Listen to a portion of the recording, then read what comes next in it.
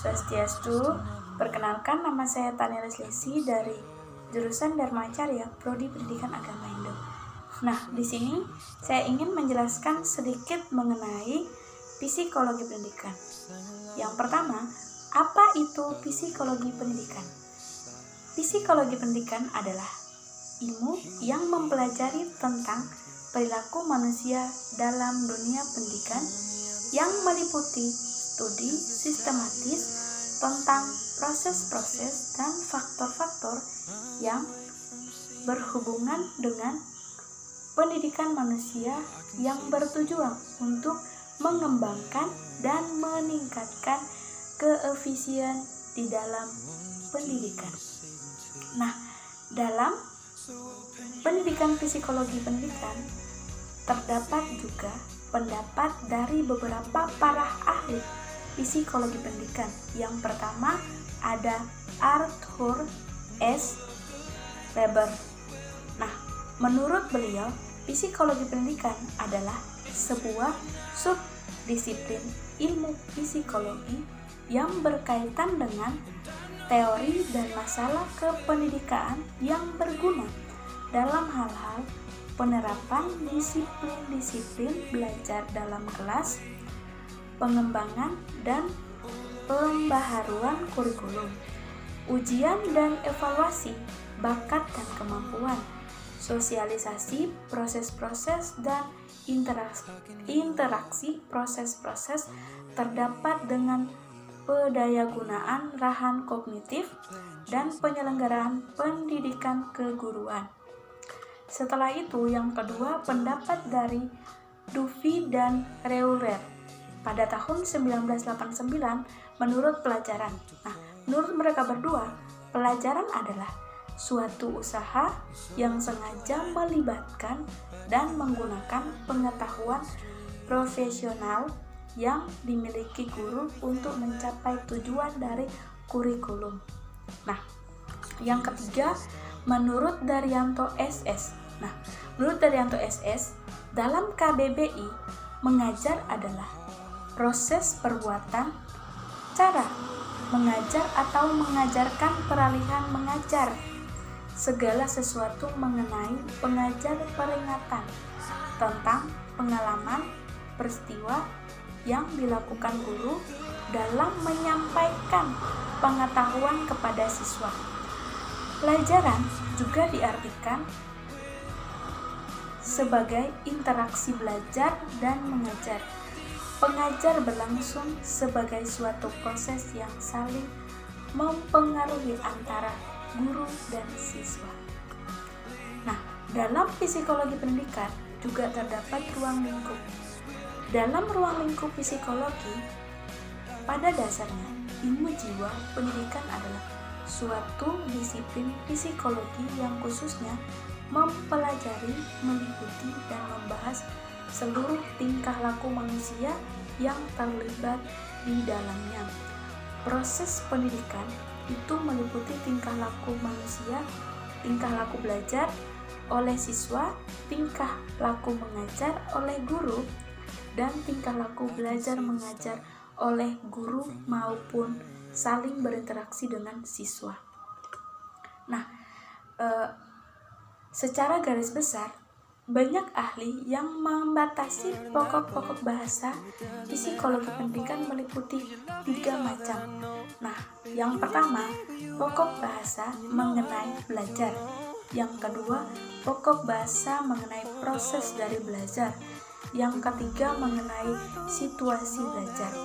Kembali ke poin yang pertama, bagian A, pokok bahasa mengenai belajar, yang meliputi teori-teori prinsip, teori-teori, prinsip-prinsip, dan ciri-ciri khas perilaku belajar siswa dan sebagainya. Sedangkan yang kedua, pokok bahasa mengenai proses belajar, yakni tahap perbuatan dan peristiwa yang terjadi dalam kegiatan belajar siswa. Nah, yang ketiga yaitu pokok bahasa mengenai situasi belajar.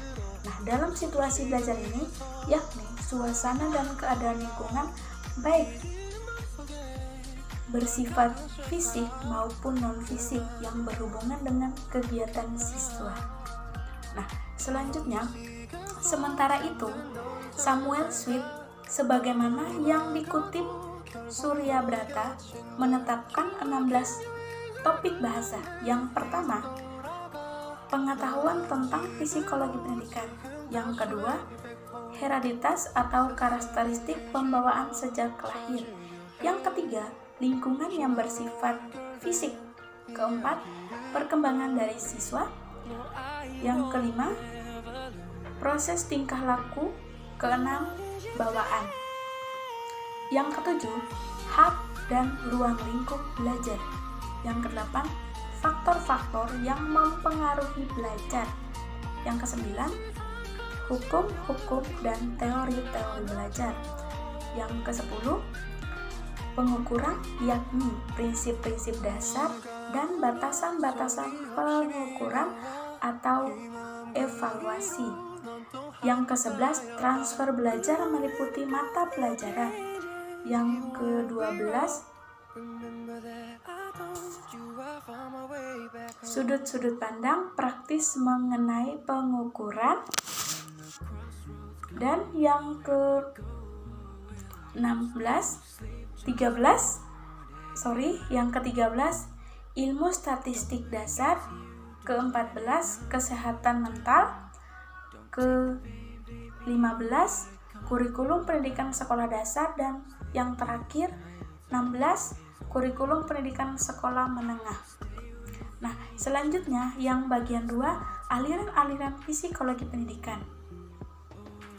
Lanjut, aliran-aliran psikologi pendidikan itu terdapat 4 macam pembahasan. Di dalamnya terdapat teori nativisme, teori naturalisme, teori empirisme, dan teori interaksionisme. Nah, selanjutnya yaitu sumbangsi psikologi pendidikan dalam dunia pendidikan. Nah, yang pertama di sini yaitu ilmu pendidikan teoritis. Ilmu pendidikan teoritis harus dipelajari karena praktek teori tanpa didasari dengan teori tentang pendidikan akan membawa kita pada kemungkinan berbuat kesalahan. Ilmu pendidikan sebagai teori adalah ilmu yang khusus yang mempelajari pendidikan anak hingga mencapai kedewasaan. Nah, selanjutnya yang kedua yaitu pendidikan praktis. Nah, dalam pendidikan praktis itu terdapat lagi 4 bagian, yaitu yang pertama, ilmu pendidikan dalam keluarga. Yang kedua, peranan anggota keluarga terhadap pendidikan anak.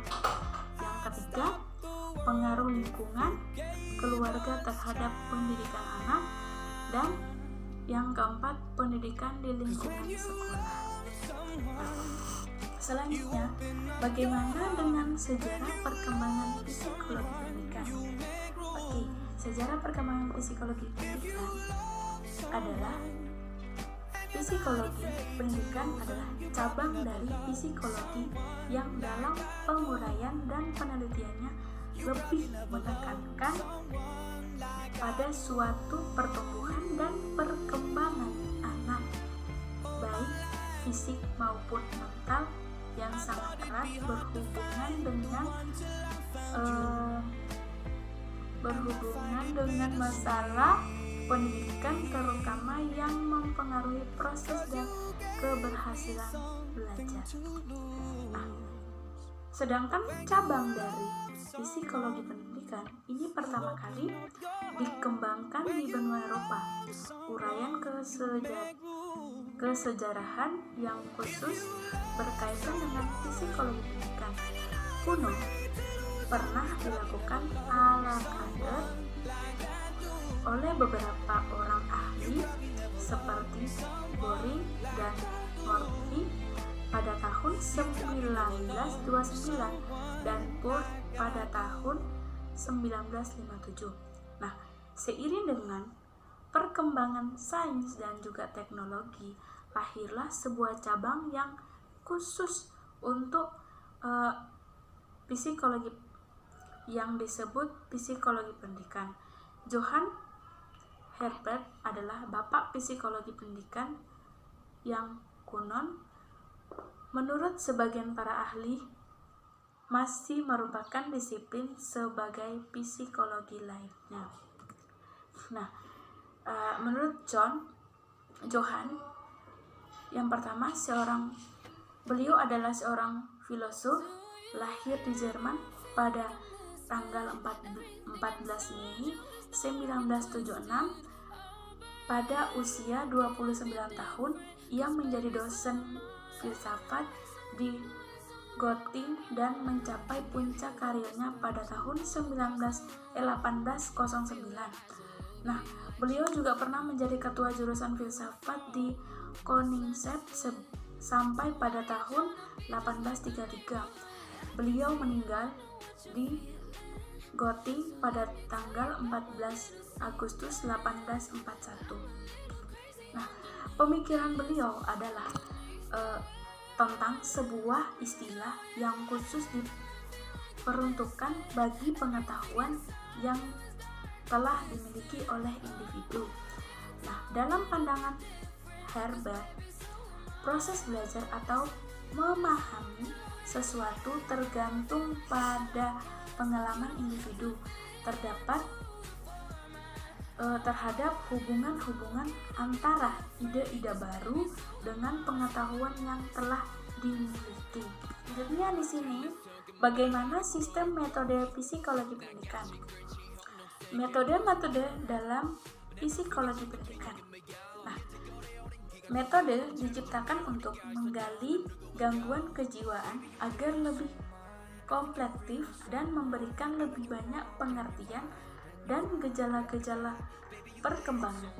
Namun tidak ada satu metode pun yang mampu menggali gejala kejiwaan dengan begitu jelasnya atau dengan selengkapnya, sehingga metode-metode yang saling melengkapi dalam penggunaannya dan tidak jarang menggunakan metode gabungan antara dua atau lebih metode psikologi pendidikan. Untuk menyelidiki gejala kejiwaan pada seorang diperlukan pemahaman mengenai pendekatan secara umum dan juga metode-metode spesifik yang ada. Berikut penjelasan mengenai metode pendidikan psikologi yang bisa digunakan.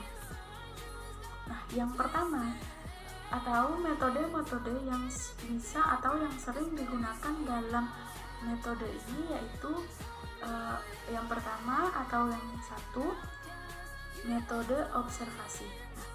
Nah, suatu cara yaitu dengan mengamati tingkah laku dan memperhatikannya secara praktis. Kemudian mencatat adanya perilaku yang menyimpan dan berbeda. Metode observasi ini dibagi menjadi dua bagian, yaitu metode observasi natural atau yang alami dan metode observasi terkontrol. Nah, yang kedua yaitu tes atau metode seperti tugas. Nah, yaitu dengan menyajikan pertanyaan-pertanyaan yang diberikan seperti mengerjakan tugas.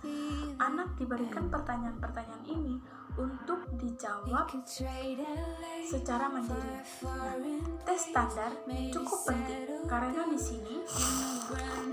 sini skor individu dengan skor kelompok sama untuk menentukan bagaimana individu mempertanggungjawab pertanyaan. Sedangkan yang ketiga yaitu dengan melakukan metode eksperimen. Dalam melakukan metode eksperimen, peneliti sangat mengajarkan atau menimbulkan gerak atau pernyataan jiwa yang dijadikan rangsangan segala perilaku yang diamati, kemudian dicatat dan dokumentasi secara rinci. Peristiwa yang terjadi selama eksperimen berlangsung dapat diulangi di lain waktu apabila diperlukan, merupakan kelebihan dari metode ini. Selanjutnya yang keempat, metode koefisioner atau angket. Koefisioner merupakan alat ukur atau suatu instrumen pengumpulan data. Pertanyaan terkait apa yang ingin diketahui. Pertanyaan masing-masing dijawab oleh responden dengan mendirikan dan yang sesuai dengan apa yang ada pada dirinya. Kemudian,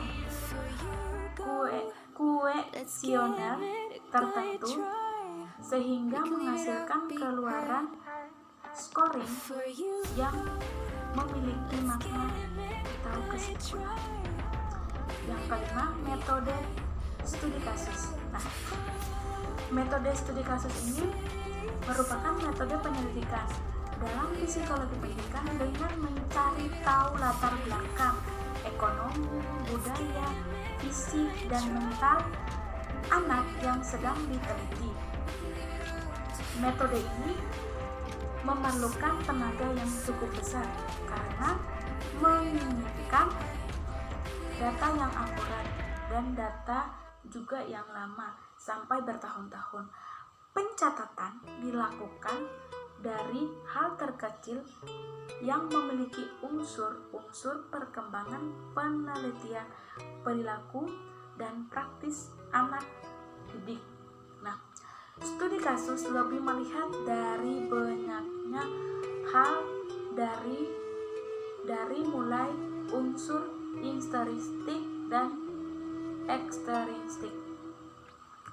Sedangkan yang keenam yaitu tentang metode klinis. Nah, metode klinis ini merupakan metode psikologi pendidikan dengan cara mengamati sambil mencatat atau bertanya jawab dengan bermain bersama sambil melakukan hal-hal tersebut untuk interaksi.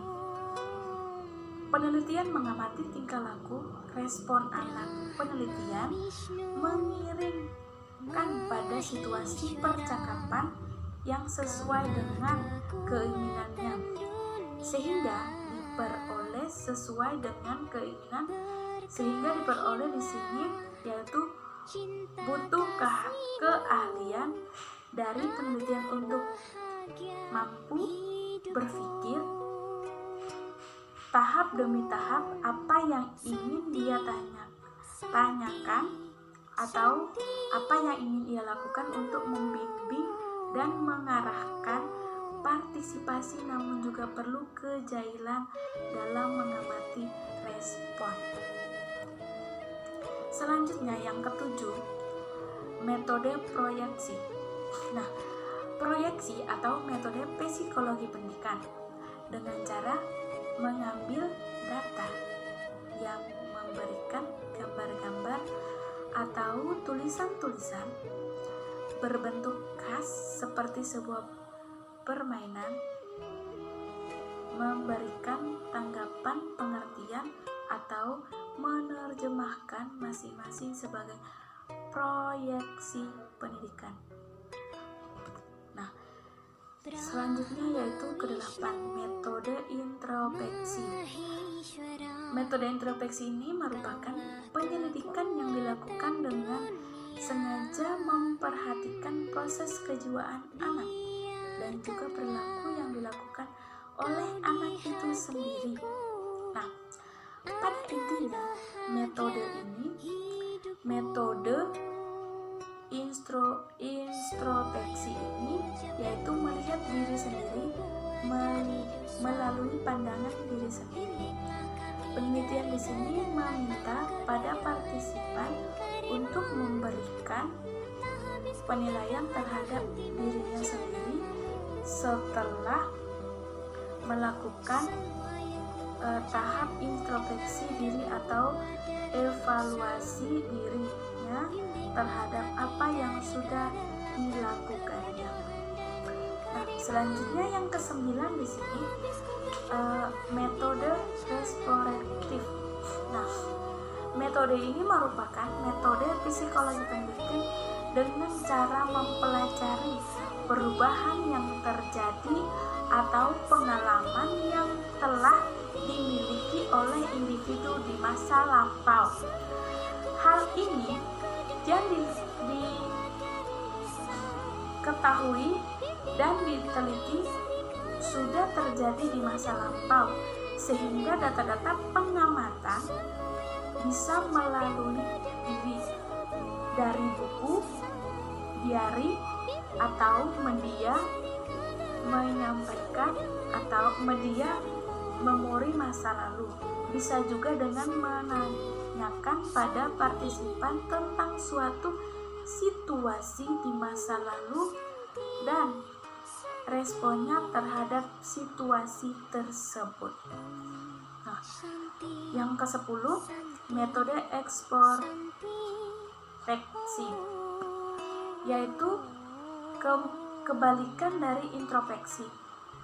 Kebalikan dari metode introspeksi tadi memiliki arti yaitu penyelidikan terhadap perubahan-perubahan kejiwaan orang lain.